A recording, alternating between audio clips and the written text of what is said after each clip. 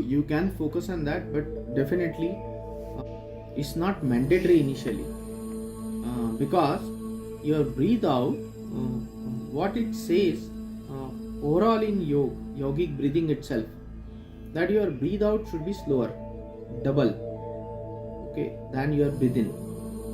So if you are able to do that, your next breathe in should be deep again.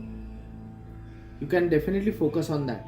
That will give you very big advantage, because when you breathe out slowly, at that point of time you will find that your capacity to hold carbon dioxide exchange in the lung will be increased.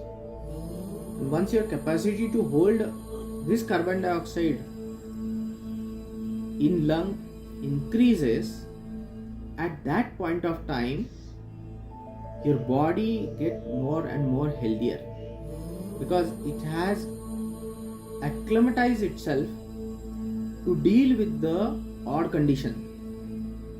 But you will find that this synchronization is very critical.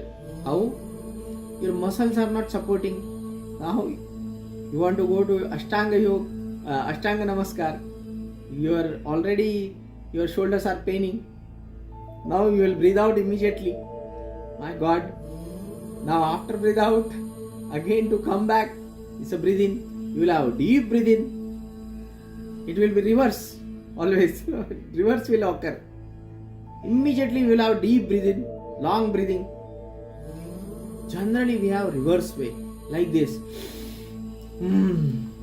So when I breathe in, I breathe heavily, long time. But when I breathe out, immediately I don't want to keep carbon dioxide inside my lungs. That is what happens.